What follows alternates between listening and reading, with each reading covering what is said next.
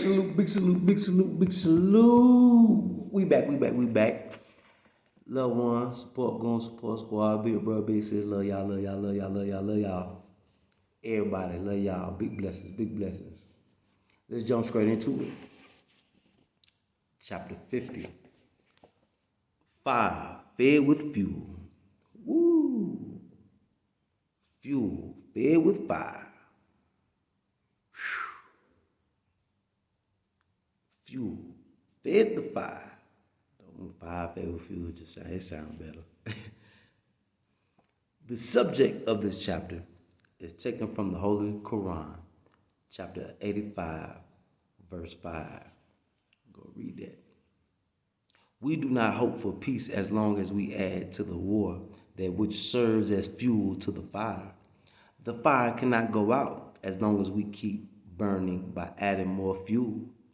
A dying, burning fire is increased when more fuel is thrown into it. There are a lot of people who are so anxious for peace that they cannot return to committing that which they lack in love, idling, sport, and play. Oh, he talking about me. Dang. Because I ain't gonna lie, I miss it, y'all, but gotta break my way. I've been watching the football, all the high school championship games. I just watch championship games. I don't even keep up regular season right. I just championship game. The world that we live in desires, first of all, to hide the truth to keep the black man who was made blind, deaf, and dumb by the scientific technology of the white race, so that the white race can continue to carry on the same deceiving wickedness that they have been practicing. How can we expect peace where the method used to bring about peace is the same method that started the war? Instead of finding a right solution and then practicing the right solution. I say these things for the sake of my own black people, for they are so ignorant to the knowledge of the truth of the time in which we are living. What they would like to do cannot be done, for the time to even continue to do what you are doing is up. We must remember again the prediction of the Bible. It has foretold these times. If we understand the Bible, it most certainly teaches us that there is no peace for the wicked. There is no people who preach such a thing as peace. And as being true followers of the prophet Jesus, as much as the white Christians do, day and night, the airwaves are full of their preaching to hear them. You would think that they are the prophets of Moses and Aaron. As the words of the Jesus put it, they sat in Moses' seat. Ooh, they sat in Moses' seat. Yeah. The white Christians are great deceivers. The Pope of Rome cannot bring peace to the Christian church, for he is not enjoying peace himself. So who is that people then that the Bible prophesies of in the book of Isaiah, that he will extend peace to them like rivers? Surely it cannot be the present Christian white race, for they are the ones who are breaking the peace. Fire fed with fuel. Leaving your own home and country, you go to another man's home and country to make trouble for that people and then accuse that people of being the troublemaker. Yeah, I'm seeing it right now. Man, prime example, all them tribal wars and the radicals they be telling y'all about. Man, it is the attacker who is guilty of that which follows the attack. I say to you, black people, you can get away from that old misunderstanding of the time. You are not living in a time in which you may be expecting a settlement of the war that will give you what you have always been used to: sport and play and foolishness. Actually, now is the time that you and I should be wise enough to understand that we should think for self and do for self.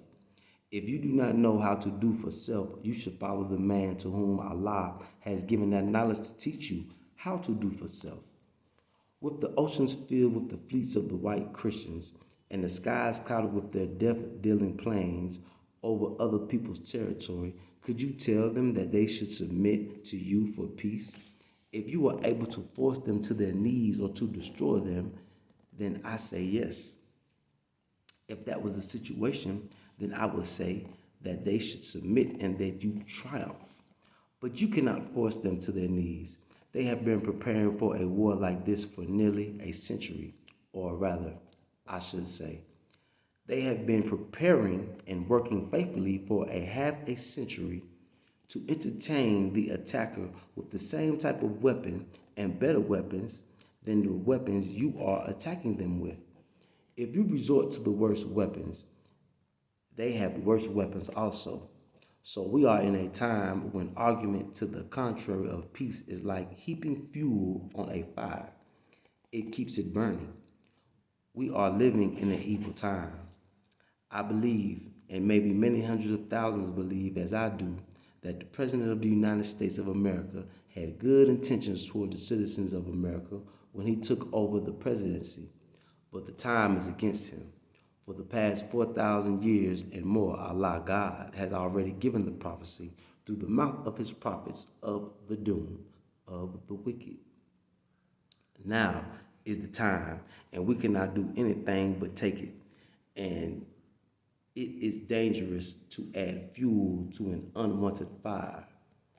The fire is the war. We, this next chapter, yeah, because there's a lot of suicides going on. This next chapter, chapter 51, man's hearts failing, fear. Yeah, it's a lot of suicides going on. Some people can't even handle this, what's going on right now. You know, this is bad. But the ones of us that ain't sick, you know, mental health, you know, well, all of us got some mental health issues, but the ones of us that ain't going that far, our hearts failing for fear,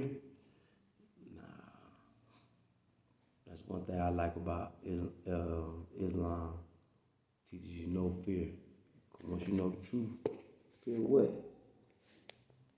Let's get on with it. Let's get on with it. I'm all the way with it. We want all the smoke. Well, big salute, man. Love y'all, man. And remember, use your big stick while speaking gently. I hope you got the message.